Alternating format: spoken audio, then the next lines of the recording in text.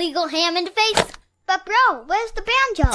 Some Cleveland sports shows try to give you hot takes, but only one can give you a big old piece of hot ham.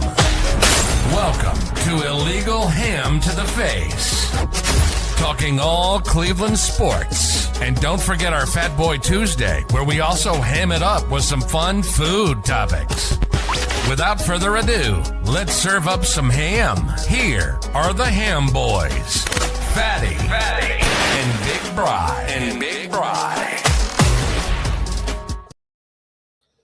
What's going on, everybody? Welcome on into Legal Ham of the Face. I thank you all for giving me a week off last week. Kind of nice little rest needed. Bry is still in his summer sabbatical, but he will be back here right before training camp starts, which is actually very soon. Tonight's show, we do have a special guest in the wings, as I always bring on special guests when Bry is not here. And we got a lot to dive into today, as news broke today about Donovan Mitchell. We got some Brown stuff we have to talk about. Going to get his takes on some barbecue sides, cookout sides and barbecue sides. We're going to talk about the 4th of July, which was this past weekend, and hope everybody had a healthy one. Also got to give a shout out to our friends that was in the Nathan's hot dog eating contest. Nick Weary finished 4th with, I believe, a personal best 46 hot dogs, even though he was 20 behind Joey Chestnut.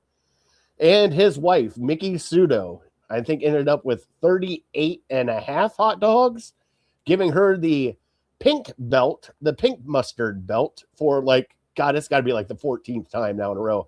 I think the only time that she has not won it was when she was pregnant with their son, Max.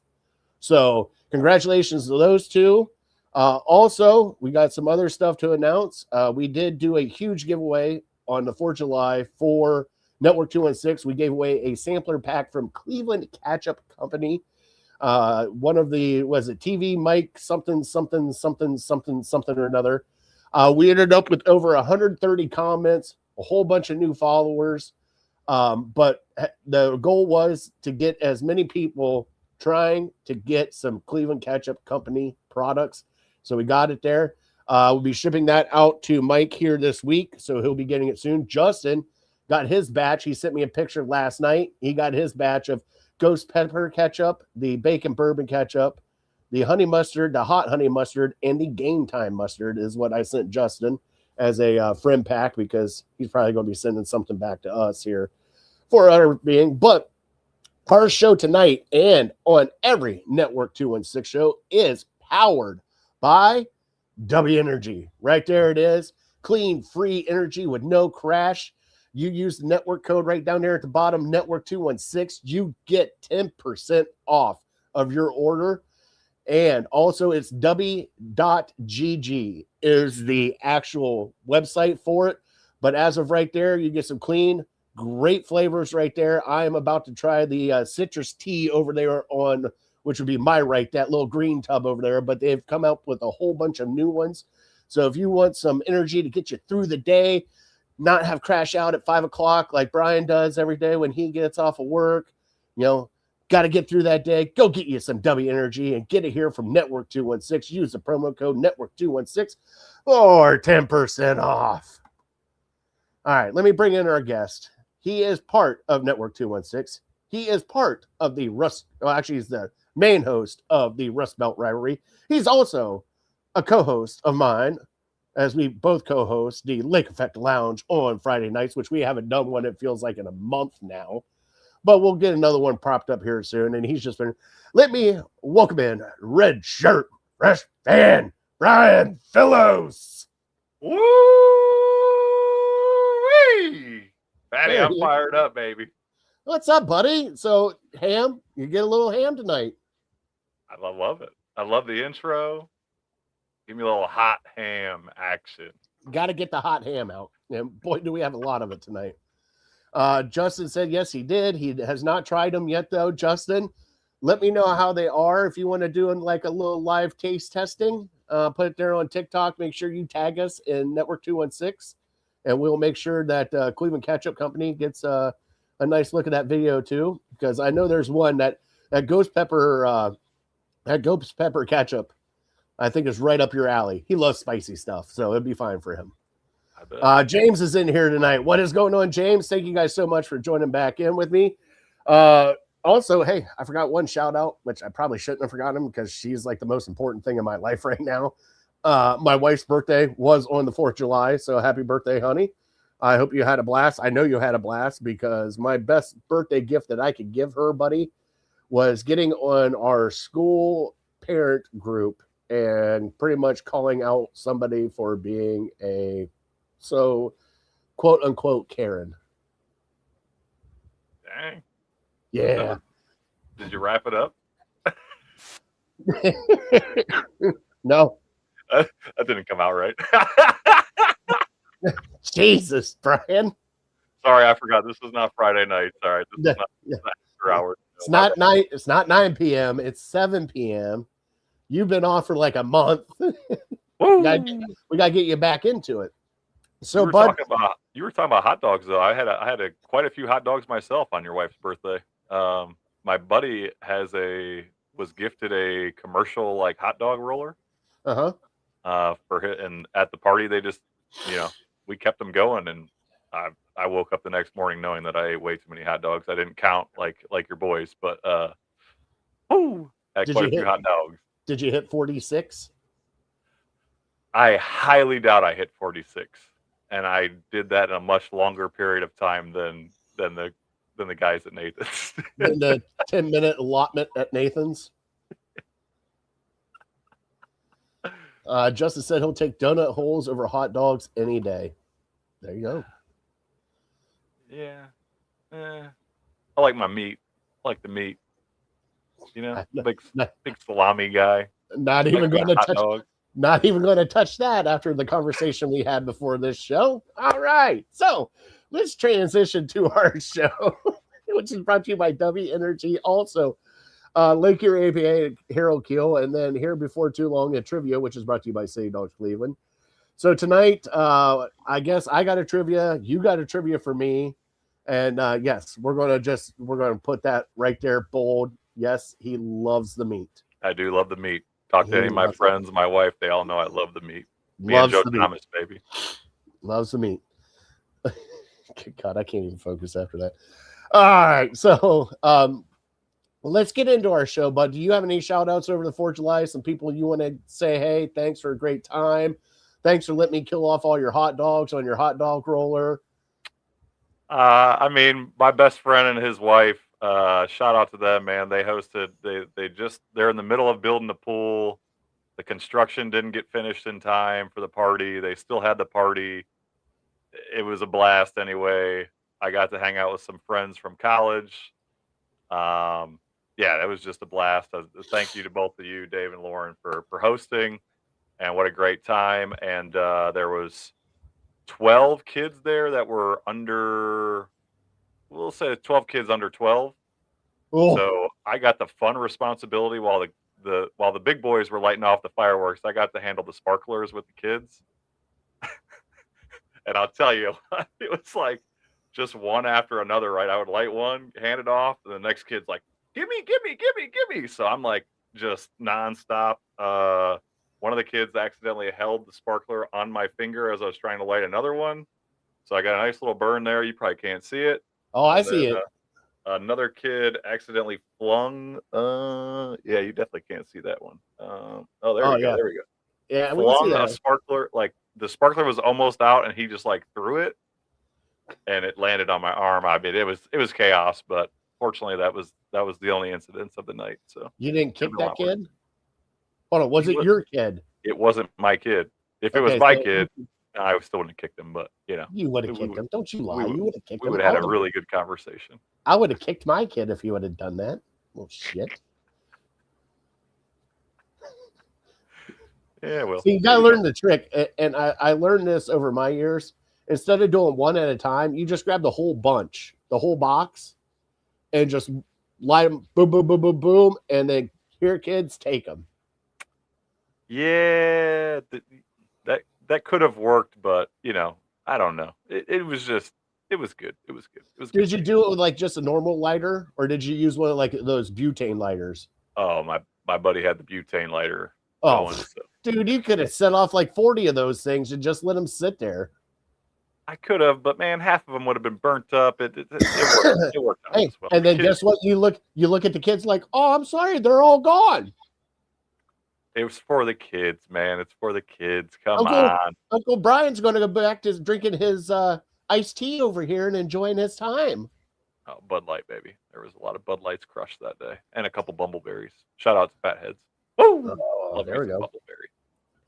All right, buddy. Well, you are in the hot seat, or we like to call it the ham seat.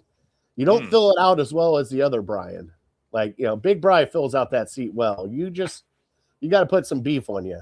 We got to eat you a little bit more meats, a little bit more mac and cheese. We got to get some girth to you because that chair looks awfully light over there. I'm used to seeing another Brian, and you're like a third of that Brian. I'll try to pack on some more pounds before the next show that I attend. Okay. Justin, screw those damn kids. It builds character. Casey's in here. What's going on, Casey? Thank you for joining. Haven't seen you around in forever. We're going to have to get her back on Lake Effect Lounge. Yeah. We got to get her to one of the live shows, man. She lives too far away. I know. Slacker. That's all right. Maybe we'll get her like a personal chauffeur. Oh, can you offer me a personal chauffeur too? Hell no. Because you're my personal chauffeur, aren't you? No, we're doing live shows. So we're going to rock, paper, scissors it? Is that what you're saying? Yeah, sure. That's fine. All right. Well, let's get into our show. We're going to do trivia, which is brought to you by City Dogs Cleveland.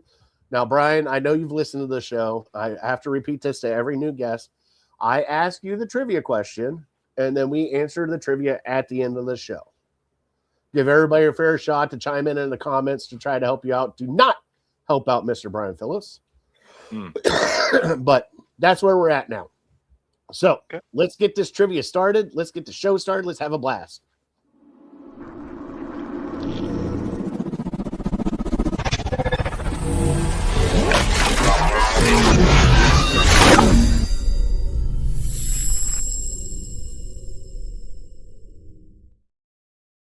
One mention of a personal chauffeur, and this show goes off the rails in the comments. Now everybody wants a personal chauffeur. How about this? I got 3 years until my kids turn 16. You actually have 2 teenagers. They could be your personal chauffeur. Yeah, the one is working all the time in school, and he's about to go to Ohio State, so that won't work very well. He might be able to pick up Casey, but my other one, she is just about to turn 15 and a half, so there might not be many shows left for me if things go really bad. I can only imagine that driving instruction. Yeah, I'm a great instructor. Come on now. And Justin, yes, but that was a different time. Not being over 16 never stopped us. It did not. Yeah. Not where we grew up. I can imagine. Right after you fried your lizard or whatever you were eating for lunch, you took the car for a spin. Actually, it was raccoon, asshole. And then we took the car for a spin. Because lizards don't grow where we go at. All right. Let's see here. Justin said Jeff Donuts is coming to Columbus, Ohio. Ooh, I'm gonna have to go out and try that. You'll have to go look up Jeff's Donuts, dude. They got some stellar donuts, and I know you're in Columbus a lot, so that'd be a perfect spot for you to go get some donuts. You look like you have a blast eating donuts, along with all that meat. All right, I will go first with my trivia, and then you can rebuttal with your hard ass trivia that you got to make me look bad on my show, but it's okay. I will have fun with it. I'll throw you a softball like I throw everybody a softball in here. I'm not throwing you a softball, asshole. You're getting a good one. All right. So today, Donovan Mitchell signed for a 4-year, $273 million contract, which makes him the highest paid player here in Cleveland. Now, the top 3 are Donovan Mitchell, Deshaun Watson, Jose Ramirez. Can you name me the next 3 in line after that? So they have to currently be in Cleveland? They have to currently be in Cleveland. Dang. They have to be currently on a Cleveland team. Hmm. And I will give you one hint. Obviously, one is a Browns player. Okay. I thought you were going to tell me that none of them played for the Cleveland Monsters. I was looking to be like, wow. That'd been awesome. Boy, he would have got it paid, right? Jeez. Or the Cleveland Crunch, the indoor soccer team. I wonder how they pay those guys with potato chips and juice boxes. It's in the name. They pay them the Nestle Crunch. All donuts, $2.50. Shut up. Not as good as Duck Donuts, I'm sure. But all right, so there's 3 players. 3 players. One of them is a Browns player. One of them is a Brown player, 2 others. And this is after now Donovan Mitchell being the highest paid. Deshaun Watson is definitely the second highest paid. Mm-hmm. And Jose Ramirez is the third. Okay. All right. Yep. Okay. So mine is way easier than this. Okay. Way easier. Are you sure? Yours is true or false? What do you mean? It's an easy one. I'm going to give you an easy one that I'm giving to you. You're giving me a true or good God. If it's a Dean Wade trivia, I'm going to flip this table over. Dang, I should have done Dean Wade. I did not do Dean Wade. I did something that was a little more exciting to me. So, since you did a show that I missed on the 2016 championship, I'm giving you a trivia question from that. In the 2016 NBA Finals, like the entire 7-game series, LeBron James led both the Cavaliers and the Warriors in points, rebounds, assists, steals, and blocks. For the entire series, the entire 7-game series, he led in all 5 of those major categories. Okay. It's just true or false. True or false? All right, so we'll do it. You want me to do it now and then save mine for the end of the show? Sure. I know the point. That's a toughie. I want to say true, but I think it's false because I think somebody had him. God, I think somebody had him in rebounds. But points was up there. But I'm going to go false. You are incorrect, sir. It is actually no true. Shit. That's why I thought it was crazy. I was like, this is a wild, wild stat. Oh, my God. That's actually nuts. No player before or since has led both teams in all 5 categories in an NBA Finals series. You want to hear his numbers? Actually, I do now.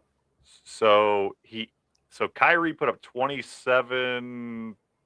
just over 27 points a game. LeBron put up 29.7 points per game. He put up 11.3 rebounds per game. So he's averaging a double-double right there. 8.9 assists per game. 2.6 steals and 2.3 blocks. Like, unbelievable. Justin, he probably did lead in turnovers too. You want to know why? Because he was the one handling the ball all the time. Jesus, yep. Justin. What a hater. What a LeBron hater. I want to know what Justin thinks about LeBron possibly coming back to the Cavs. Well, we'll hit that up here in the next spot as soon as we start bumping the Cleveland headlines. Let's get into it. Here we go.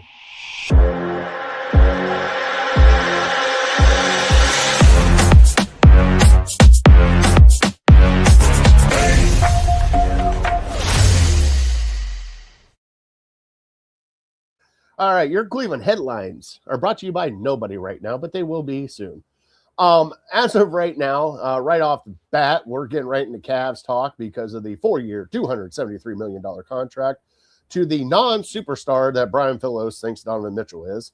And glad he extended and stayed, but I have a feeling that with him signing this now, I think something's been done in the background that nobody wants to talk about, and I think that door has done more than crept open. If Donovan is passing up $80 million to sign the extension now, that might mean somebody wants him to be here and make a commitment now. And that somebody might be, I don't know, number 23 in our hearts here in Cleveland. I mean, do you see the writing on the wall with that one, or am I just speculating too much there? I don't. Those are not the dots that I connected myself. Yeah, Justin's always rage baiting. He knows that him and Fatty are really good at rage baiting me, and Mike Voorhees. Mike Voorhees is a damn good one. Oh yeah, Mike Voorhees is like the king of it. Like so much to the fact that Brian Shaw is just sitting there like, man, you guys just won't stop. So what I kind of got out of this is Donovan saw what Jaylen Brown went for and realized, okay, so with this new second apron and all these new restrictions, a 30-plus-year-old, you would call him superstar, I would just say star, is not thought of too highly if they're not going to be the number one player on the team, right? So I think he saw that, and he realized that this was his best chance to cash in, and I think that's why he did it. I think LeBron's coming back, and I think that it maybe might have had something to do with it, but like it might have had a tiny bit of influence, but I don't think that was the main reason. You think that was the main reason because LeBron was like, hey, go take that money? I don't know. It's just, it seems weird that you leave $80 million on the table. Like the Cavs were probably going to sign him anyways. Like I'm just saying, like if he opted out, waited till next year, got his re-up, I mean, that's $80 million. Like for them, obviously that's just chump change because, he's getting paid like $70 million now a year. So, for them, that's chump change. But for us, I mean, that would be like passing up, an extra $100,000 in salary on a contract. Oh, yeah. And it's like, I don't think I would do that. So I am kind of shocked that he did it this early. I was expecting him to just play through and then opt out. But also, if you think about it, if he does it now, it also restructures things. It also helps bring down the second-tier bonus for the Cavs. Also, with James Harden restructuring things. So they're restructuring things, trying to bring people in. And from what I have been told, and I've heard it from multiple people, they are probably going to be shopping Jared Allen. They're probably going to be shopping Max Strus. And they're going to – and Mobley obviously is going nowhere. Because if Mobley was going to go anywhere, it was going to go for Giannis, and they do not want to give up Mobley. They love Evan Mobley for some odd reason. But the thing that scares the shit out of me right now, Brian, is with a matter of you and I talking last, like a couple weeks ago, this whole NBA landscape has just gone on top of its head. Like Jaylen Brown going to the Sixers. How awesome does that make the Sixers now? You got a guy who was fifth in MVP voting to match up with Embiid, Maxey, and Ekam. And then you got Paul George going to Boston. Then you have the whole thing down in Miami with Giannis going down there. I mean, it's just been like a roller coaster and just names going everywhere. And it's not like little names. Like these are massive moves. Like for Boston to get off of Jaylen Brown with I think he still had 3 or 4 years left on his contract. And they're like, we're just ending it now. You go but that makes the Sixers right now, I think that makes Sixers right up there with the Knicks and the Pistons. If Embiid can stay anywhere healthy, Maxey's shown that he can play. They already beat Boston in the series, and Boston trades him to a rival. It's just crazy right now in the NBA. And hey, what's the craziest thing that could happen? LeBron coming home for one more stint. That's not well, and also you didn't even mention Kawhi. Oh yeah, Kawhi going to Toronto. The Raptors, so you got Kawhi and Scotty Barnes, and I mean we already watched how tough the Raptors played the Cavs in the first round this postseason at 7 games. So yeah, it is wild. I don't have any faith that Joel Embiid is going to stay healthy. No, I don't either. But I'm just saying, if he's let's just say he's healthy at playoff time, Sure. Truly healthy at playoff time, they have to be a front runner for the East. Yeah, I mean, but how do you discount the team that just won it? And I'm not discounting them, but I'm just saying you have Jaylen Brown, Embiid, Maxey, who took a massive step this year, and a rookie in Eckham or whatever, how you pronounce his name, who played awesome for them. So they got a 4 right there going forward. I just don't know. And plus, also, you add another year on Cat. That's another year added to Jalen Brunson, another year added to Josh Hart. Plus, Bud, you and I both know there's been no back-to-back in the NBA in like the past 9 years. A new champion's been born every year. So I'm just saying the door is open now for the Cavs to make a move. And the first move they did was re-signing Donovan Mitchell and Donovan doing this. But I think there's going to be some more moves, ancillary moves that people aren't going to see coming that are going to try to boost this up. And hopefully, like we said for the longest time, hopefully it's a wing. I know that they've had their talks with New Orleans Pelicans about Trey Walker, which, whatever. Just glad they're not going after Zion. Biggest busted. I called that too. Everybody's like, oh, he's going to be the greatest. I'm like, that kid is just going to be bust written all over him. I hate Zion. I thought he was going to be good. I was wrong. As soon as I saw him going to the Pelicans, I'm like, nope, he's done. He won't want to play. Go ahead. So do you think if we don't get LeBron that we even have a chance to even do anything in the playoffs this year? The only hope, I wouldn't say don't have a chance. I mean, because even Detroit got better too.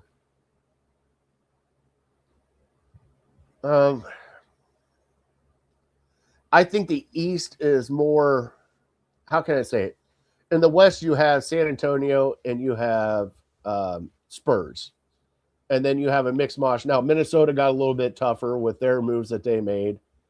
But everybody's kind of like making these side moves. But like the East just looks like everything kind of went lateral, and you still have your top tier teams. You still have your top 6. You know what I'm saying? So you have like Toronto, New York, Cleveland, Boston. I'm kind of worried about with Paul George and Jason Tatum and Derek White. I'm worried about them because I think they might have aged out now, and they're trying to look for draft picks and try to get younger. But then you have, what happened with the Sixers, the Heat are all in there.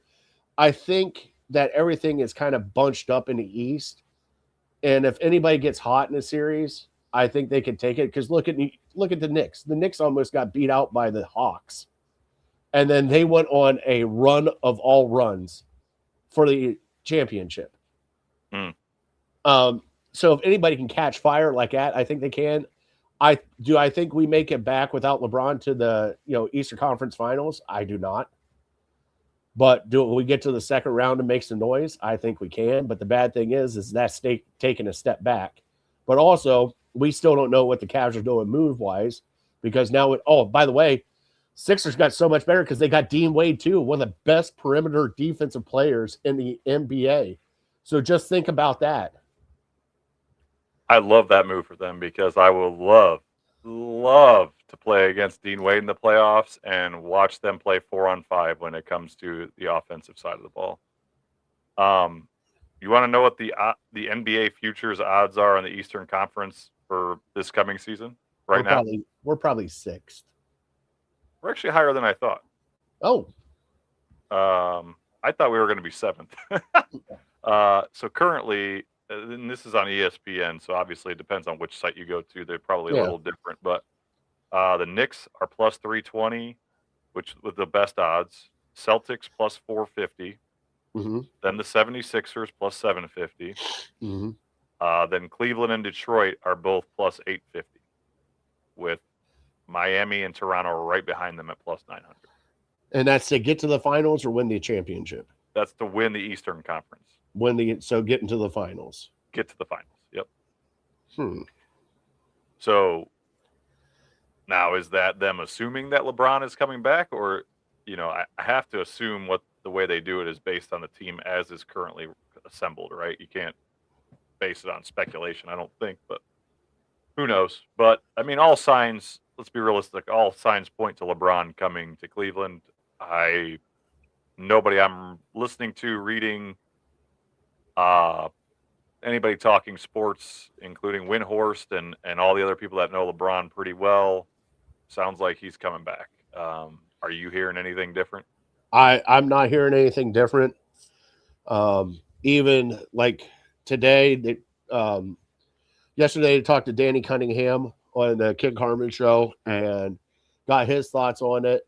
It just seems with especially this past week, like we got the text from our sources about the Firestone Country Club membership being renewed.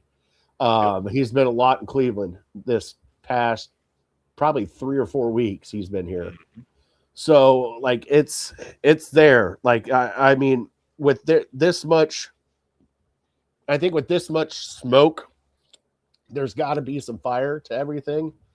The one that doesn't, and bring Bronny as well. I'm sure Bronny they'll make room for him, especially here. Bronny would be loved here, not like he was in LA, but I think it's just the right move for him.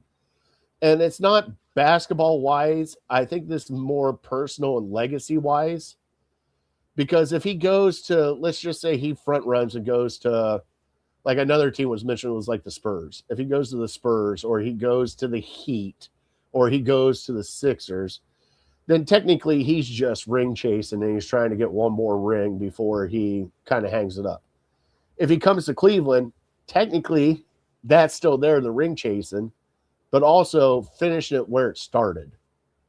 Yep. Where you spent pretty much your entire career, like, with the exception of the 2 stints that he had in LA, and most of his years have been here in Cleveland. Cleveland's been home, born and raised in Akron, family, friends still here. It's so much.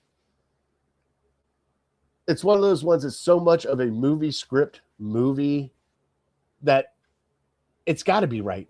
Like it feels like it has to be. I mean, yeah, and he's going to be having some kind of documentary following him around all year. Now, granted, no matter what, it's his last year or what have you. Now, Justin here seems to think otherwise. He says there's a higher chance of him going to Golden State, that the Cavs also have a better chance to win without LaFlop, he calls him. Oh, yeah. I think Justin just doesn't want him to come here. But me personally, I disagree. So the 3 teams that I have heard that are like the finalists or were the finalists at whatever point was the Miami Heat, the Golden State Warriors, and the Cleveland Cavs. Golden State, I just don't see it. I don't see him going there when Steph Curry, like, nobody cares about LeBron in Golden State, right? It's Steph Curry's team. Yeah, Steph Curry changed basketball. Like, but they're all banana boys. They're all bros. They're all him, Steph, Draymond. They're all like, you got to factor that in too. A banana boy. Well, I mean, you got to factor that in too, because that's why he went down to Miami, because him and Dean Wade, or not Dean Wade. Good God. Dwayne Wade is what you're looking for, not that schmuck. Dwayne Wade, Bosch, like he was going with his friends. So I could see why they were like linked together, but and plus he's always wanted to play with Steph Curry. He respects Steph Curry, respects his game.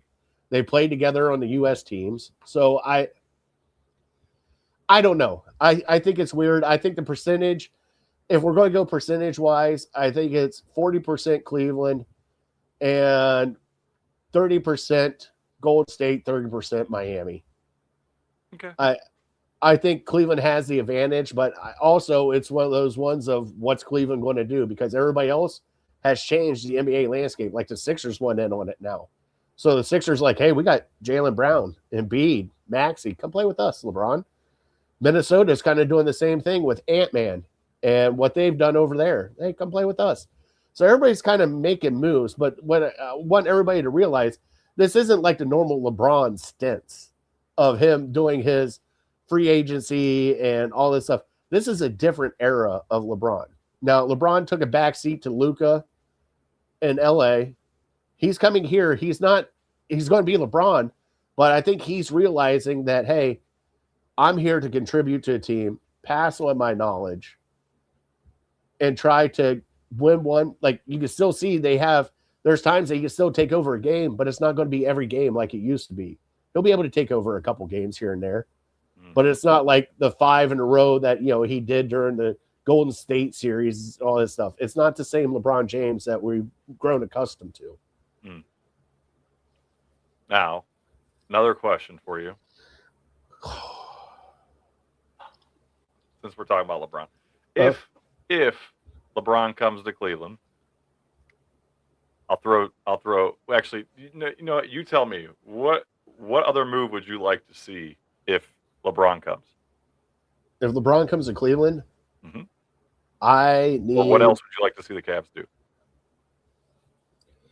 So if LeBron comes to Cleveland, let's just say, so we would have, and the team stays pat, so we would have Harden, Mitchell, LeBron, Mobley, Jared Allen, right? Yep. I would almost, I hate doing this. I would almost want to trade Jared Allen and get a more athletic small forward and let LeBron play the 4. Okay. And move Mobley to center? Move Mobley to center. Okay. So what about this? I've heard some rumblings. I got no sources. This is not anything legitimate. Richard Jefferson coming out of retirement. No. Channing Frye. Kevin Love coming back for another stint with LeBron. No. Kevin was looking old before when he was still playing with the Cavs. All he's got to do is just stay outside the 3-point line. Big Kev, you can't rebound anymore. You just stay out there. We'll just pass it to you. Well, see, and that's another reason they had to get rid of Dean Wade, because he can't just catch and shoot. He's no good. But I'll tell you who will thrive next year if LeBron is here. Sam Merrill. You better put your money on Sam Merrill. 100%. I think Sam Merrill's going to thrive anyways, especially with now a full season with James Harden too. Because remember, we got James Harden at the trade deadline.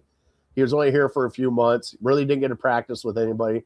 Now we get a full offseason with James Harden. And I'm not saying James Harden's but James Harden, when he wants to pass the ball, has got like some highlight passes. And if you got a spot up shooter, I mean, look what he did when, oh my God, who was the freaking 3-point Mamba for us during the LeBron would always kick out to him. I can't think of the guy's name. He's like the 6'8" white guy. Oh, Mike Miller. No, not Mike Miller. God, he played for Utah. The 14 to 18? Lowry Markkanen? No. Hold on. I'll find it. You keep going. All right. So my questions are I've heard some pie in the sky trades. So something like, I believe it was Jared Allen and it might be Jared Allen, Schroeder, and Strus for Anthony Davis to the Washington Wizards. Would you do that? So you would have your starting 5 would be Kyle Korver. That's the name. Kyle Korver from Atlanta. Yeah. Okay. No, I don't want Anthony Davis.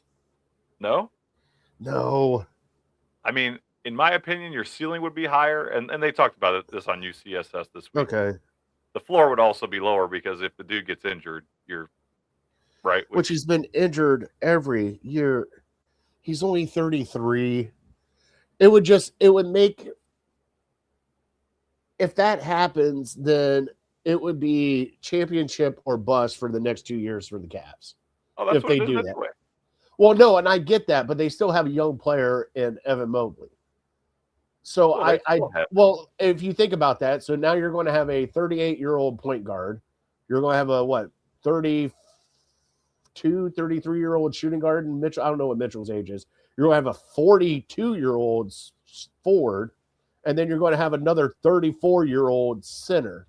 So you're going to be like one of the oldest teams in the NBA. You're going to be Golden State is what you're going to be. You're going to be the Golden State Warriors.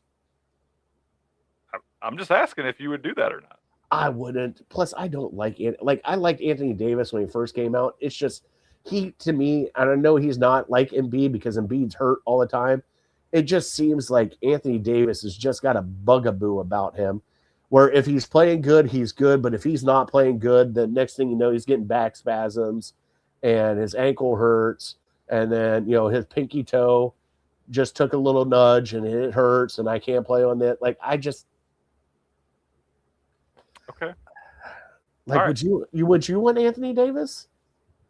If it raises the ceiling, yes. And I think it will raise the ceiling.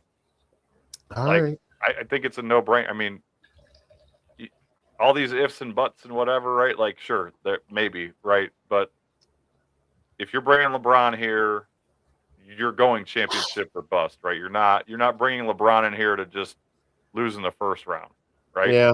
Yeah, that's true. So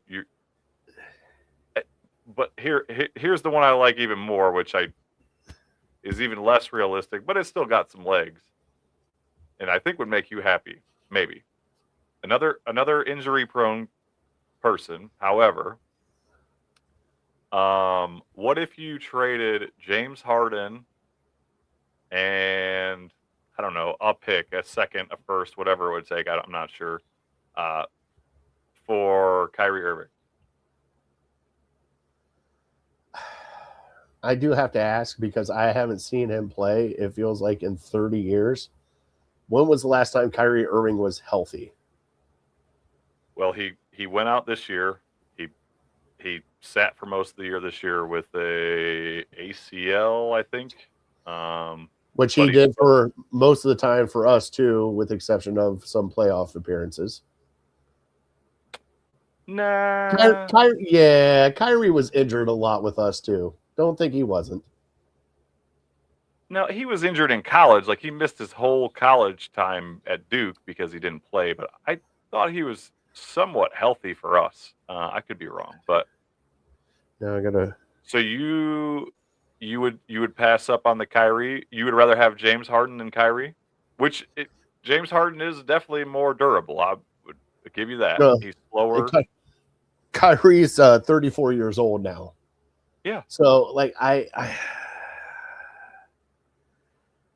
I'm just curious. Dallas, he's had 25 points. Average 25 points. Bobby says he played 11 games at Duke. Yeah. While you're pondering over there, Bobby's obviously in the chat now that what's up, Bobby? Casey says hello to Bobby. Justin is probably going off on LeBron. He's just chasing. He can go fall into the Pacific. Yeah, I don't know if I would bring Kyrie back here because, and this is me as a fan though, because it just the way he left, because we had a dynasty going, and he got butthurt because of rumors. Yeah, and all fair. I don't know. I don't know if I could pull that trigger because I don't know what kind of baggage comes with him. Because when he was here, he was a weird cat. As soon as he left here, he became even a weirder cat. You saying you don't believe that the earth is flat? I'm saying whatever kind of drugs that he's on, I want some of them so I can believe that too. See, that's what happens, kids, when you don't finish college. You think the world is flat. Yeah. PSA announcement. No. I just don't think it would mesh well. I know him and LeBron are kind of over that stuff, but as Cleveland fans, is Dan Gilbert over that whole nonsense that they had to go through with that? Dan Gilbert should be holding more championships now. And it all got screwed up over a rumor and Kyrie getting butthurt and not wanting to play for Cleveland anymore, right? Yeah, I blame Kyrie for that. Yeah, for sure. So, I don't know if I want that drama. Okay. So no to Kyrie, no to Anthony Davis. No. Okay. Is there anybody that you would like to see them go after Not offhand, because like Okay. I said, like most of the time, like we just need some outside shooting and some ancillary pieces. We need that athletic wing. Like we really do. We need that, you know, OG Ananobi. We need that Bridges. We need that kind of player as a wing, and we just don't. Like we had Dean Wade, who did nothing on offense. I'll even admit it, did nothing on offense. And then Jalen Tyson, who at the time was not ready for that position, especially in the playoffs. Like he played great throughout the regular season, but in the playoffs, it's a different story. And he kind of got exposed in the playoffs, being muscled around and bullied around a little bit. So, I mean, I think Jalen Tyson can evolve into that, but it's still time will tell. But we still need another person out there. And plus, you need another sharpshooter besides Sam Merrill. You need another dead-eye three-point shooter. So those are the two that I would go for. And whether it be like an old school DeMarcus Cousins, like a big that can shoot threes outside, just have him stay outside the entire time. Oh yeah. And just something like that. But that's what I do. My God, we're 45 minutes into the show already, and there's so much stuff I want to argue about, but I'm not going to do a 2-hour show with you tonight. Okay. Let's move on to the next point. Right. We belabored the LeBron thing. That's fine. Yeah. We're good. Yeah. Let's what else you got on here? Let's quickly get into the Guardians, because they do have 3 All-Stars. Bazana, Parker Messick, and Kate Smith all made the All-Star team. Your thoughts about that? And also, we're soon to get Jose Ramirez, they're saying, after the All-Star break, and Angel Martinez back, which is going to help out this lineup. But they've been plugging along without them, which has been a bonus because Chase Lauder came back. And Brian, it feels like he hasn't missed the baseball since he came back. Like he has been hitting nonstop and everything. So your thoughts on the team as it is now and how it's going to be when Jose and them come back? So, I mean, obviously the June skid was a little tough, right? They went 10-17, something like that. So that was rough to watch, but fortunately they gave themselves a big enough cushion before the skid in June to, I think last time I looked, they were only 1 game behind the White Sox in the standings. So the team as a whole, I mean, it's a long season, right? We're not even at the All-Star break yet. I'm not concerned. The White Sox don't scare me, and I think they're going to be fine. And I think once Jose gets back and Angel gets back, I think they'll be just fine. I think I'm hoping that they actually make some moves at the trade deadline to improve this team. They could really use another outfielder that can actually hit the ball. They could obviously use some bullpen help.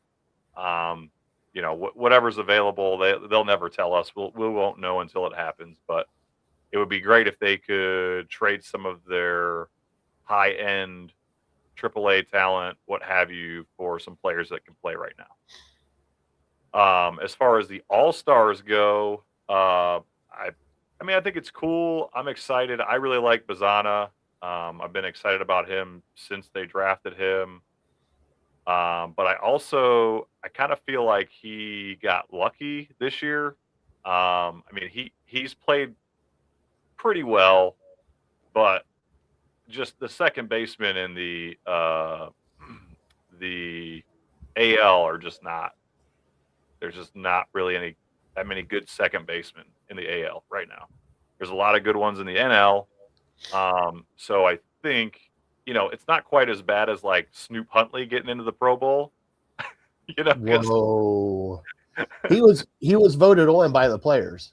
All these were voted on by the players, dude. It wasn't Bazana was voted on by the players. It wasn't a popular vote. I understand. I'm just saying, like, there's just not that many there's not many good second basemen that are playing well this year in the AL. And he hasn't, he's had a good rookie year, if you want to call it that. I think that's technically his rookie year. Yeah, it's his rookie year. Like, let's just say this, if he was in the NL, he wouldn't have made the roster, the All-Star game, in my opinion. If the players voted for him? But I'm saying he's not as good as like there's like 5 or 6 second basemen that are playing much better than him in the NL. In the AL, it's only who's it, Clement? Like he's playing well, don't get me wrong, but way to piss all over Bazzano's Cheerios, dude. Listen, like, hey, he gets into the All-Star game, and you're like, oh, he's not that great, but it's kind of like Snoop Huntley getting it, just like Shedeur Sanders getting into the Pro Bowl, you know. I'm just saying, it's good for him. It builds confidence, and if he continues to ascend like I think he's going to, then I think he's just going to end up being a perennial all-star, which is going to be amazing, right? Like he'll get better and better and better, I think. And you know, then it'll be like, oh, he's got 2-3 all-star games under his belt, like, oh, and then it'll just be like, oh, he's just so damn good, like we have to keep him in.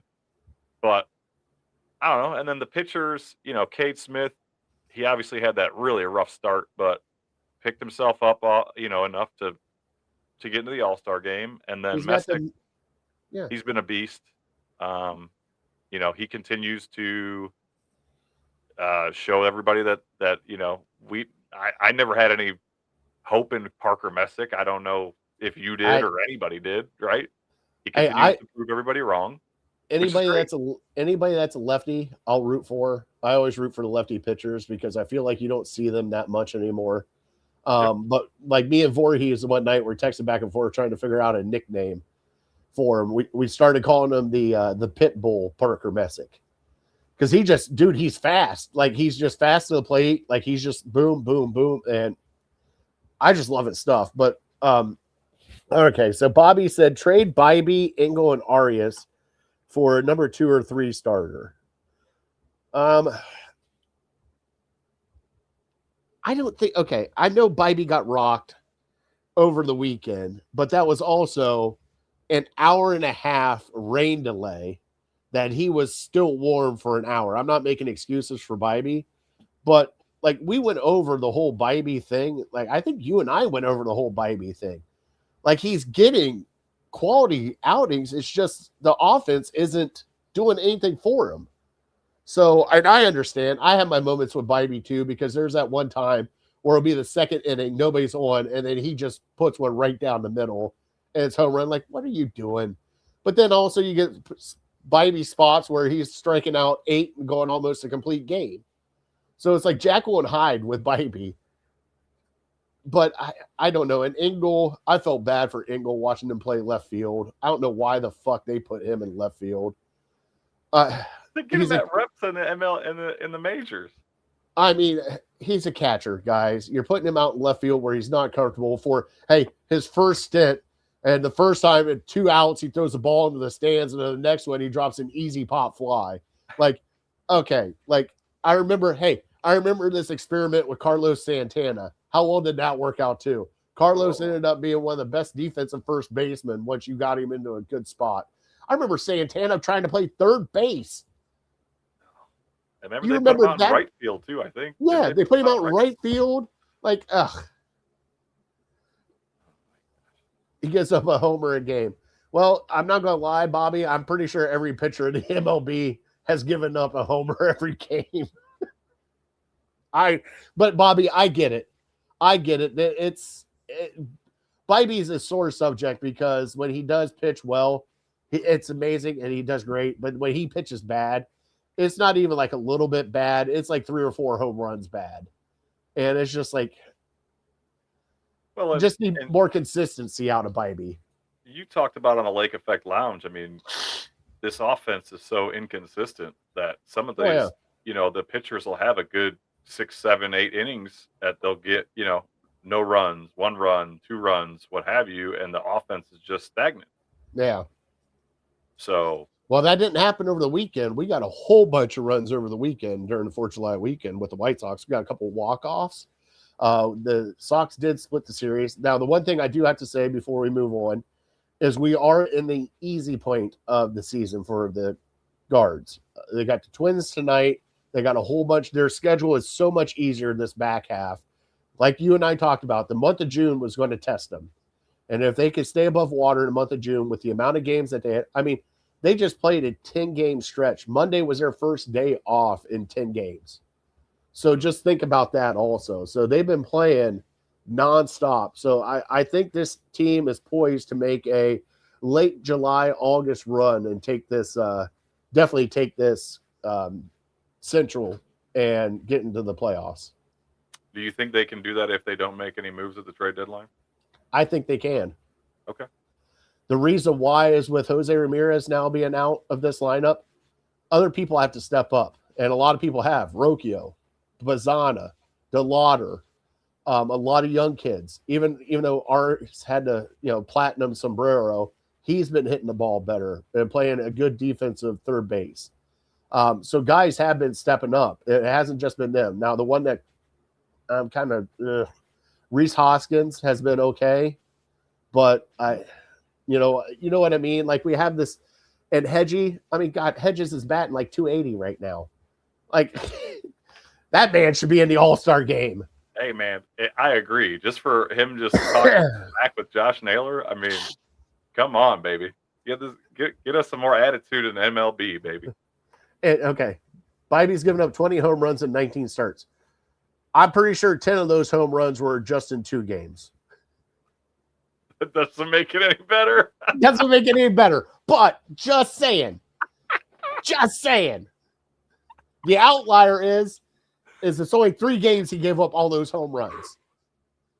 Out of the 19. All right, I do have to. Okay, before we get into Fattboy Tuesday, I got to get this off my chest. Yeah. What the hell is your problem with Jim Schwartz? You have got a hard-on for Jim Schwartz, and you still keep going on it. It's been done and over with for like 3 months, and you just keep going after Jim Schwartz. So, okay, tell me your beef with Jim Schwartz. My beef with Jim Schwartz is he got on a podcast and opened his mouth. Okay. And you know what? He's not the only one recently that's been, Johnny Manziel too. Yeah, that kid. You got Johnny Manziel. You got Carmelo complaining about how, you guys don't understand. $10 million in the NBA is only $5 million. It's like, hey, Carmelo, have you ever had a yo man's job where you like whatever you make $50,000 a year? You're only bringing home $30K, buddy. Like after tax, like everybody gets taxed. Everybody pay. Like, okay, sorry. Back to Jim Schwartz. There's all these people that keep talking on these podcasts that are so far from reality. It drives me insane. Okay. Jim Schwartz got on a podcast and was basically asked about when he didn't get the job for the head coach. And he went on to say that any job that you have that you don't get promoted, that you get passed up for a promotion, you should leave that company and go find another job almost immediately. Like there's no reason for you to be there anymore. They don't value you. You're not promotion eligible. Did he actually say that, or is this how you're taking it? No, I don't have the exact quote. I'll pull up the exact quote. I'll send it to you on Twitter. Okay. But it was almost those exact words. I'm not saying that quote for quote. That's exactly what he said, but that's what he said. He just said, hey, but because he goes, well, I wasn't gonna get the head coaching gig, so there was no point in me being there anymore, and so that's why I left. And it's like, okay, that's great, good for you, Jim, but I have been passed up for promotions in a past life. I still stuck around. I then got promoted afterwards. Like, also, my beef is, okay, Jim, you've made millions and millions and millions of dollars. Okay, that's great that you could just stomp your little baby feet and complain and throw a fit and decide you don't want to work anymore because you probably have more money saved up than like half of Cleveland, whatever. But not all of us can live that way, right? So let me ask you, if you got passed up for a promotion, and are you able to just quit tomorrow and say, screw it, I'm just not going to work for a while? I think for me, I get what you're saying. I think it all depends on the situation.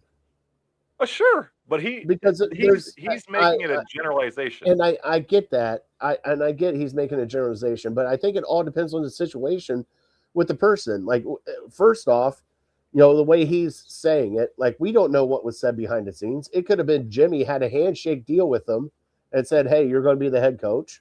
Hey, it could be, dude. Like, we don't know. Were we in there? Hey, they might have brought in, what was it, Shieldhouse or whatever the hell his name was, to be the offensive coordinator for Jim Schwartz, not interview for the head coaching job.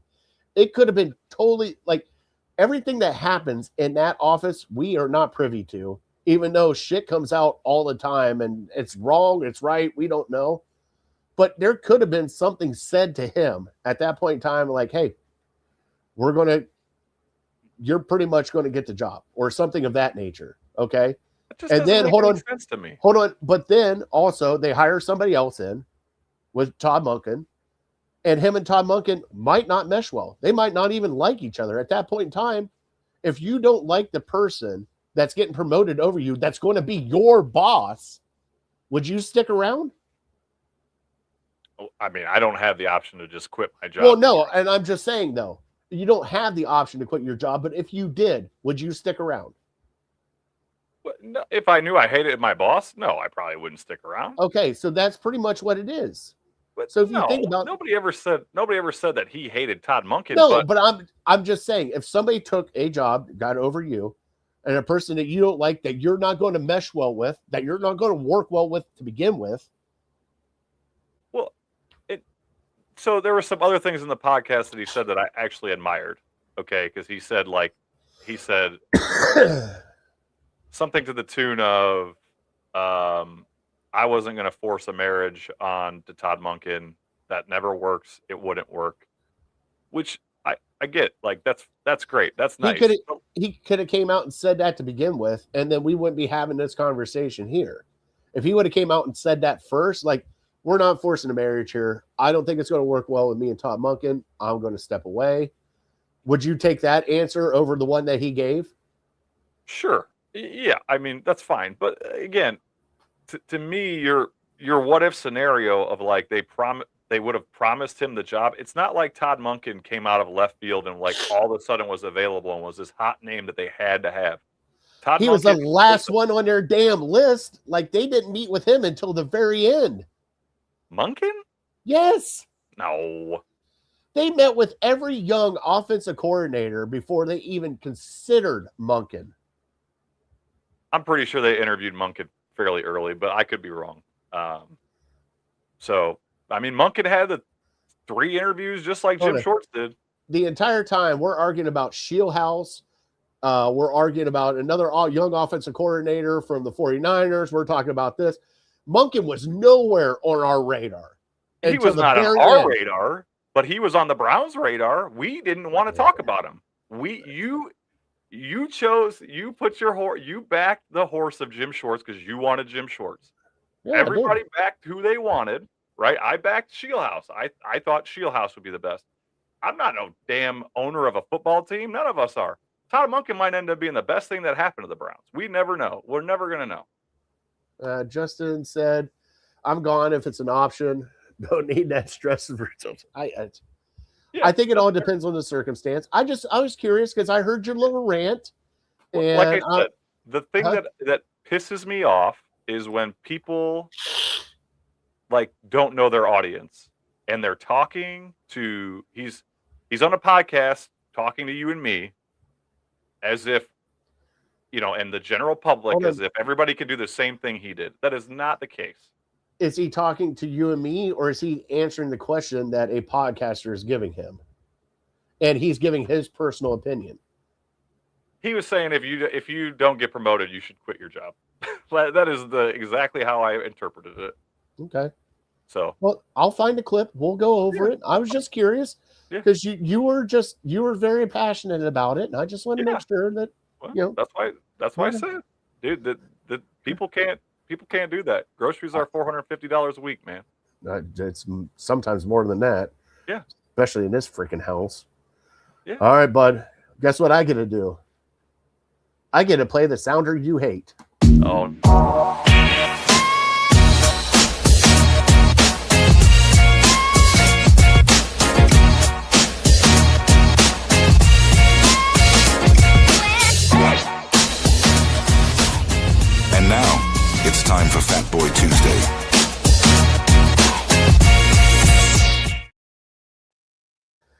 And there's a reason why he hates this sounder, but we will not mention it on air.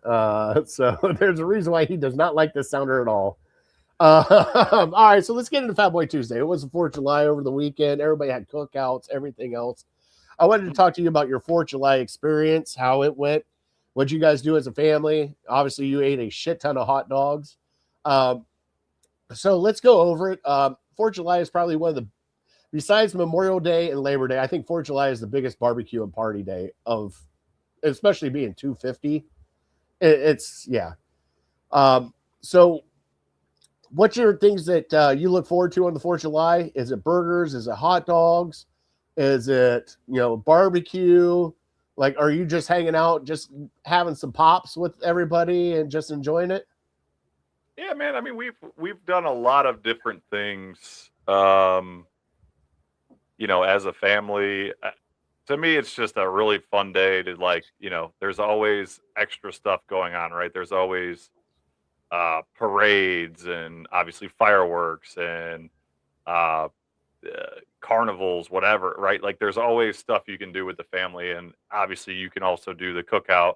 There's always friends having parties, and it's just a nice time to be part of a community or whatever. You know what I mean? Like that's the thing that gives me the warm and fuzzies, is just like being part of something like that.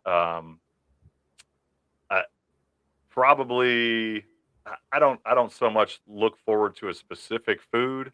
I just look forward to all the food because there's always good food to be eaten.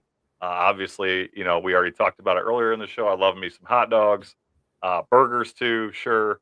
And then, yes, absolutely, a couple cold Bud Lights, some summer shanties hit just right, right in the middle of early July. And yeah, I mean, that's for me, that's what I get most excited about. I also took the question on the pre-form that you sent me, the preparation for the show. I do have one experience that I would love to share with you because it's a hilarious one. But let's talk about your experiences and what do you enjoy?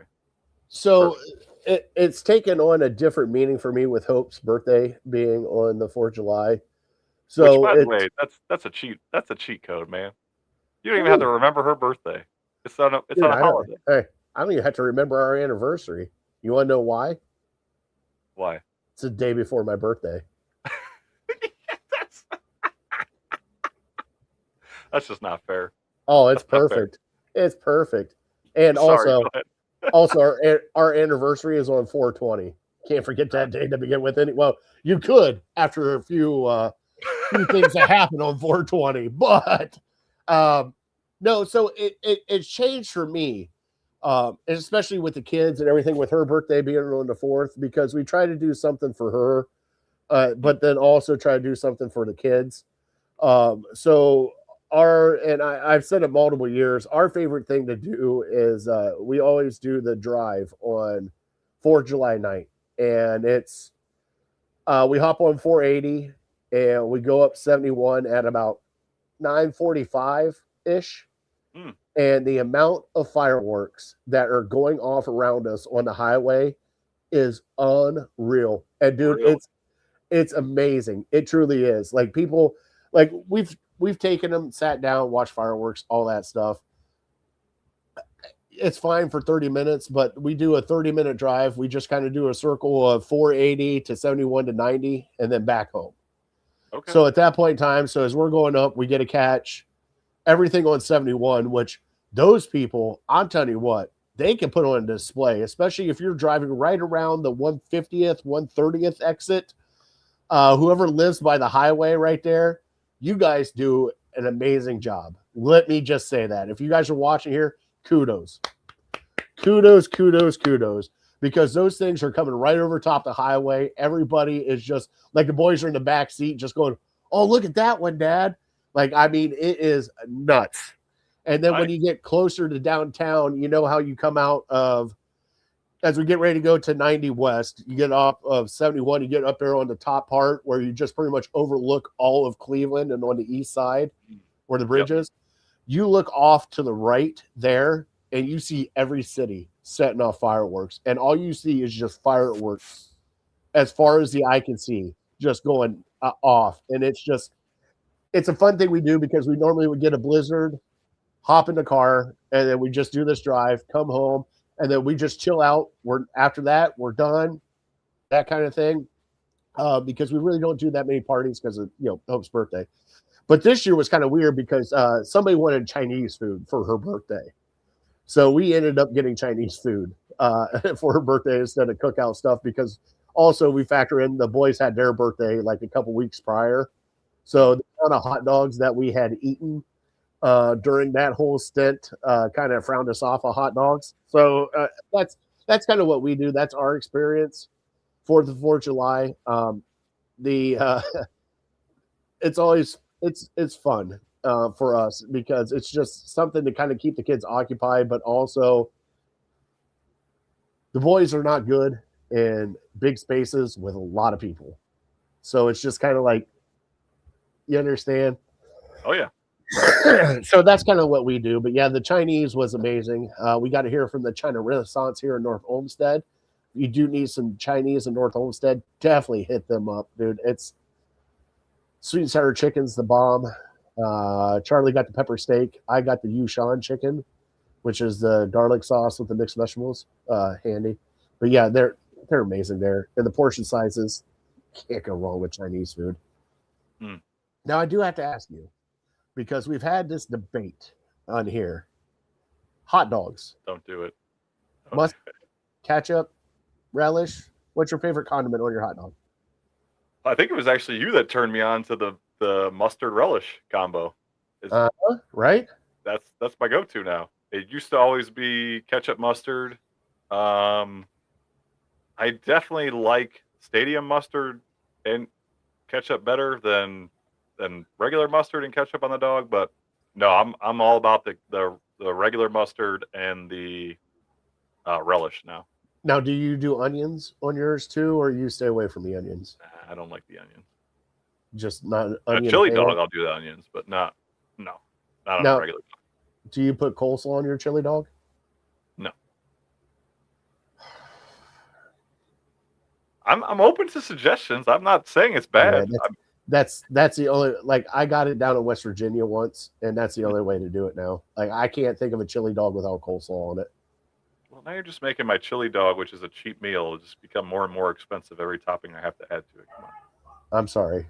It just happens that way. It's okay. All right, so give me one of your past experiences. So I was thinking about this, and I was like, man, Fatty's going to love this story. So I was, I don't know, maybe a junior or senior in college. One of my best friends, his parents lived in Wauseon, Ohio. I don't know if you know where Wauseon is. It's like About to find out now. How do you spell that fucking name? Waseun, something like that. Oh shit, you got it right. It's dang near Indiana. Okay, it's like dang near on the line of Indiana. It's about 45 minutes south. It's not that west. close to Indiana. No, okay. So it's northwest Ohio. So it's probably what, about 30 minutes, 40 minutes from Toledo. Yes. Okay. So I went to school in Toledo. His parents did it at the time. They had a big pond in their backyard and all this space, and they used to do this big fireworks show. Well, I was in a rock band at the time, and they wanted us to play the show. They wanted us to play their fireworks party. Hell yeah, we're gonna do that. So we pack up the van. We live in Toledo. We pack up the van, all the equipment and stuff for the show. And while we're there, my buddy's like, "Hey, I need you to not drink until after the fireworks." And I'm like, "What the heck, man?" I'm like, 21 years old or whatever. I'm like, "That's BS." He's like, "No, you can't drink because you're going to help me and my dad and my brother-in-law light off the fireworks." And these were like big fireworks. Like this is a big boy show. So I was like, "All right, that's a fair trade. Like I'll accept." So I get to play our band. We did like mostly covers for that show or whatever. We were mostly original stuff, but I got to play a show. It was like they set up this whole tent for us. We had a little like rock band show outside. There's a pretty huge crowd. And that, because everybody's there for the fireworks, they have to listen to our band, which is cool. Of course. But then right after, I like run over like around the pond or whatever, and then his dad's like giving us this little pep talk and telling us, hey, this is what you got to do or whatever. This is what to avoid, and this is how we're going to do the grand finale and blah blah blah blah blah blah blah.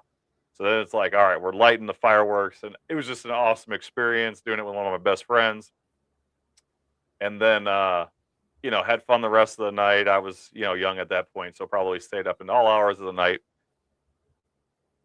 And the way then the story turns a bit. So the next morning, all of us in the band and the same buddy that his parents put the fireworks show on, we all lived in the same house together. So there's 4 of us that live in the house. We drive back to the Toledo, only to find out that our house had been broken into, and they took all of our like electronics and stuff. They put like a little step stool right next to this like janky kitchen window and broke the window, and so it ended up in a little bit of tragedy, but it's just something that I'll never forget. It's like one of my ultimate like roller coaster, I guess, 4th of July's, man. Just highs and lows, man. It was awesome. All right, fun one for me, and then we will get into our top 3. Yeah. One of our pretty much my family. We have people that we call brother and sister in our family that are just very close friends. We've all been friends since we were little. His family had a trailer out on a pond, kind of like your scenario. And we just were dick around because, we had bottle rockets. We didn't have anything major. So my little brother, Philip, we call him Big P, goes to his car. He goes, "Hey, I got a surprise." I'm like, "What the hell's your surprise?" He goes, "I stopped on the way home at the fireworks store and I brought us some shit." I'm like, "Oh, awesome." So we were sitting there just like literally, willy-nilly, just throwing shit out and Roman candles, just stupid stuff. He actually did bring some bigger fireworks, and we were just kind of letting them off out in the country. And I remember, and I laughed so hard, it was one of those ones where it had like 8 tubes in it. So it was going to shoot 8 things all at once. Mm-hmm. And we set it up and everything else. We're down by the pond. Everybody's up by the trailer. Mm-hmm. And we light it and we start running. And the first one goes off. And then the next thing you know, it goes boop, and just starts shooting towards the trailer. And I am laughing so hard because I just see my entire family just scatter and running. We're down there laughing. By the third one, it turned to us, and we're running the other way from it. As soon as it got done, I looked at him. I'm like, "Let's not do this again. This was bad news written all over it." And then we get his mom yelling at us at the top of the hill, calling us a lot of words that I cannot say on this show right now. But that was one of my excitable moments for the 4th of July. Oh my God. Oh, Jesus. Did you see that? Okay. So Brian had a band. Yes. He said, were they Hanson or Barney the Dinosaur cover band? I have a feeling, looking at Brian, it had to be some sort of Nickelback. I bet you he played a lot of Nickelback and Creed. I do love me some Nickelback, and I love me some Creed, but no, it was more like a punk rock band. It was more like a Blink-182 inspired. The name of it, Justin, if you would like to go find it on Spotify, we still have a CD out there on Spotify. It's Man Down. If you have trouble finding it, just shoot me a text. Oh, I can't wait. I'm going to go listen to it tonight. I'll send you the link. All right. Send me the link because I want to listen to it now. All right. Let's get to our top 3. We'll do our trivia. We'll close out the show. Yeah.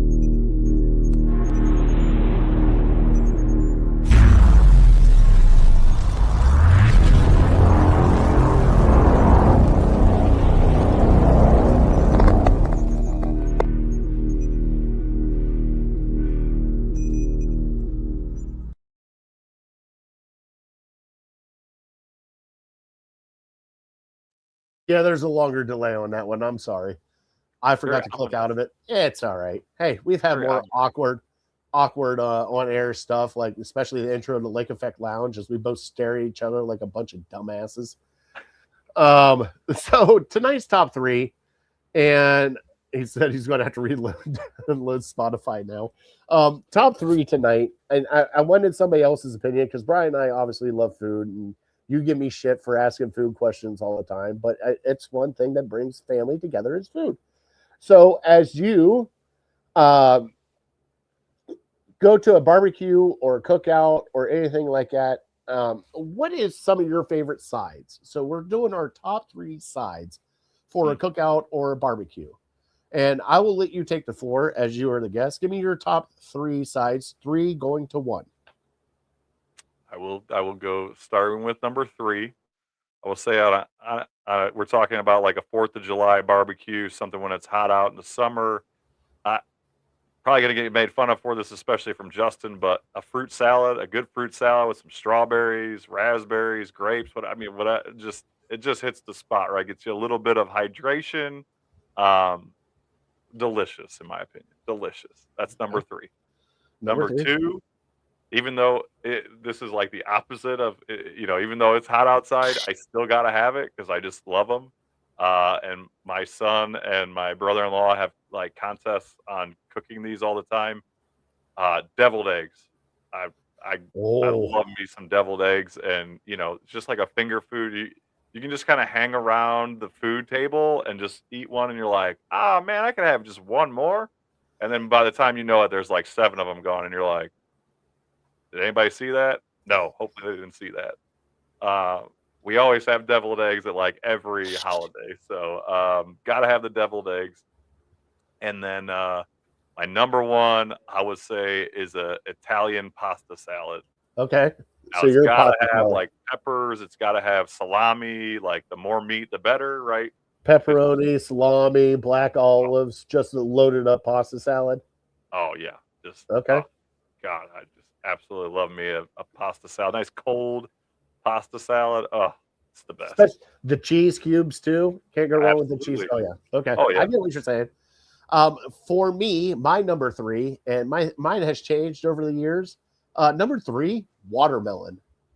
I don't know what it is about a summer cookout and sliced watermelon or cubed watermelon, just watermelon in general during the summer.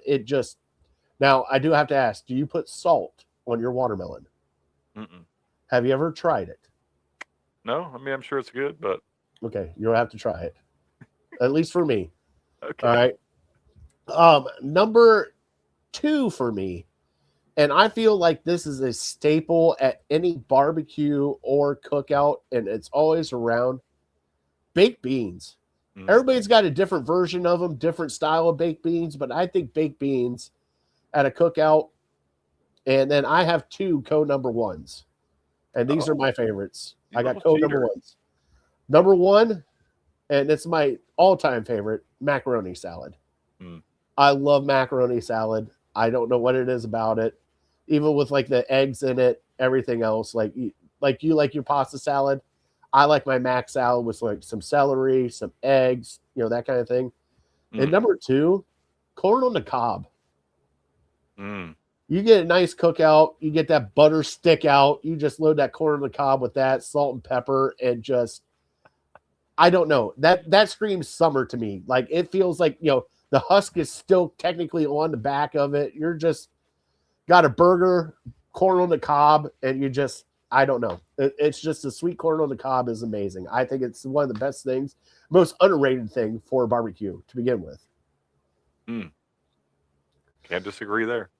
All right, buddy. You ready for your trivia question, which is brought to you by St. Louis Cleveland? Oh, by the way, we are brought to you by W Energy. Please go check out W.GG. Right there's the little picture right there. Use code word network216 to get 10% off your order. Try all these for focus, for clarity, for clean energy with no crash. Go get you some W Energy. Sorry, I had to do that right on top of you. So, gave you the top 3 paid sports players here in Cleveland. You have now Donovan Mitchell, Deshaun Watson, and Jose Ramirez. Give me the 3. So, can I tell you the 5 guys that I was thinking about? Let's do it. Okay. So the 5 names I came up with was Mobley, Ward, Judy, Bybee, and Allen. Jared Okay. Allen. So I've got to now list these in order. So after Jose, just because of the funny NBA money, I'm going to say after Jose, it's Evan Mobley. Okay. Then I'm going to go. Jerry Judy. Then I'm going to go Jared Allen. You have completely forgot about somebody who gets paid a lot. Okay. Well, it's not a quarterback. No, but it's a cornerback. Cornerback? Denzel Ward. Yeah, I said Ward. When did you say? You didn't say him first, did you? Yeah. Yeah. You said you went. Well, he was in my 5, but I thought You Judy, booted him since out. Judy signed more recently, that he would be making more than Ward. Nope. So right now you're right with Evan Mobley. Okay. Jared Allen is second. Ah. And then Denzel Ward. Okay. Damn. All right. Well, that was hard, man. I was really racking my brain during the whole show. So. But so I'm looking at it now. So it's let's see here. Max Strus is getting paid more than Tanner Bybee. Yeah, I get it. It's hard with the NBA money because it's so, you know what I mean? And by the way, technically he's still part of Cleveland because we haven't figured out anything. Emmanuel Clase is on this list too. Oh God. Yeah, he's not making $1 though. So yeah, those are So there it is. Brian, buddy, I can't thank you enough for sitting in the co-host seat tonight. You know I always love chatting with you. Love busting your balls, especially Justin loved busting your balls too, because he did it a lot tonight. Live and let love, grilled corn on the cob. There it is. Yes. And Justin, yes, live and let love. That's the name of the album. Yep. You got it. Oh my God, he's already got it. I can't wait. Now hold on. I take it you were the bass player. Of course. Did you have a soul patch? Oh no, dude! You look at this. I'm almost 40 years old. I still can't grow. You didn't have a soul patch? No, I wish I did. Yeah, I love that movie, by the way. No, I did not. But also, if you look on YouTube, I think you can find some videos of us like actually playing. And yeah, I was just as entertaining on that stage as I am on this one. So actually, maybe more entertaining on that one because I'm like jumping around and like crazy. That Lake Effect Lounge. You're going to listen to your music, and you don't know it.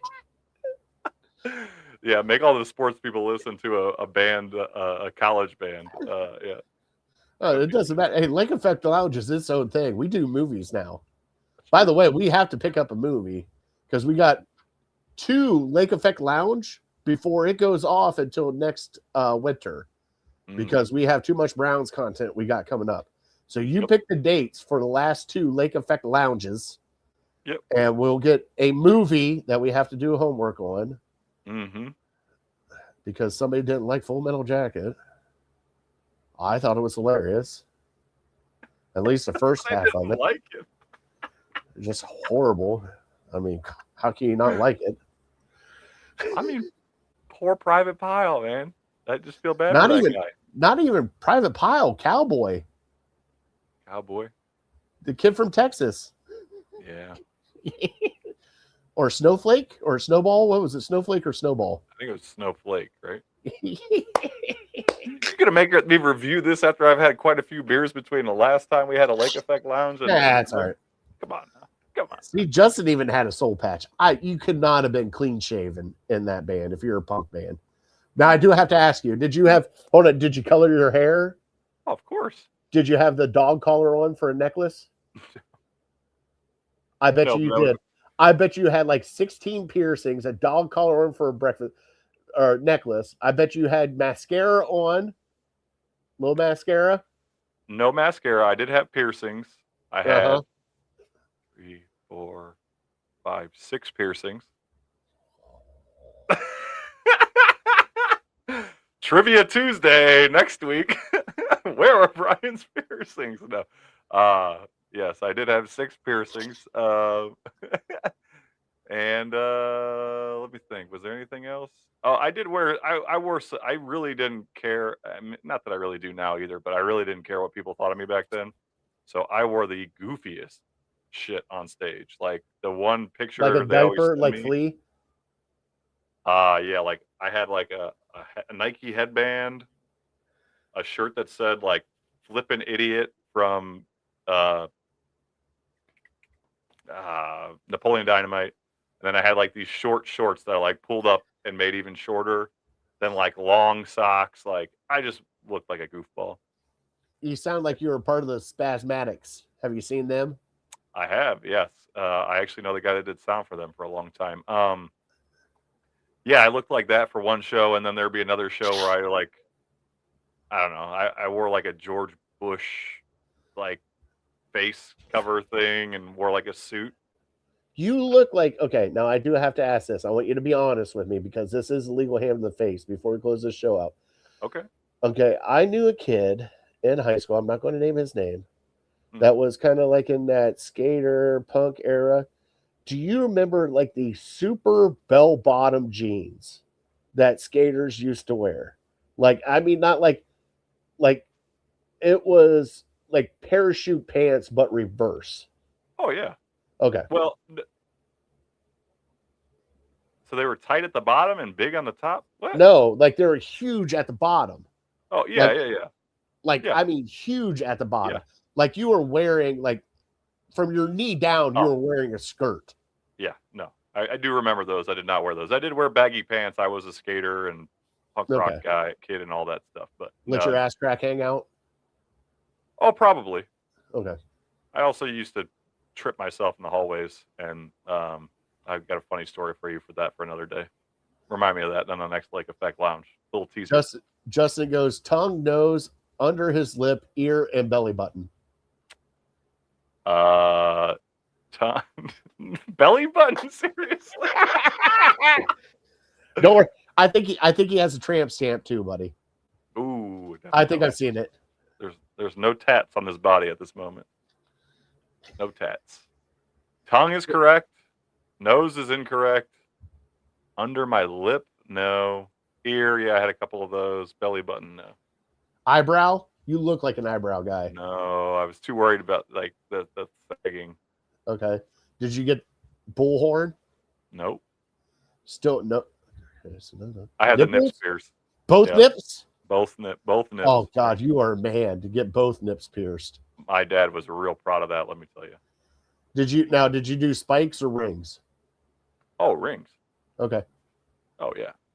So yeah, the first time I got on the boat with my parents, and I wasn't even thinking about it, and I took my shirt off, my dad said a bunch of stuff that you could hear on Full Metal Jacket to me. I can only imagine because I met your dad. Yep. He was real proud of his son that day. I bet he was. Oh my God. All right. Well, we'll save that for Lake Effect Lounge coming up soon. So stay tuned for that. Justin had both of his done too. I did not know that, Justin. I'm sure Justin had the spikes. Justin didn't have the rings. Justin definitely had the spikes. He's a spike guy, I can tell. I mean, I had one. After that one, I was like, I'm not getting the other one. Yeah. I said he had one done twice because it came out. Oh, God. Oh. That's even worse. Yeah. All right. We're going to end the show now on that note. Damn. All right. Everybody, thank you guys so much for watching tonight. Brian, thank you so much for being the co-host tonight for me. I appreciate everything you do, bud. You know that. Go find him at RS Fresh Fan something. At Network _216, at Rust Belt Rivalry, at Lake Effect Lounge, on TikTok at RS Fresh Fan something, where he cries about Jim Schwartz, and you'll see his videos on there. He does great stuff. No, I'm just joking, buddy. You do great stuff. I love your content. Love your new show with the Rust Belt with your new co-host. You guys do amazing stuff. Go check them out. When's the next Rust Belt coming up?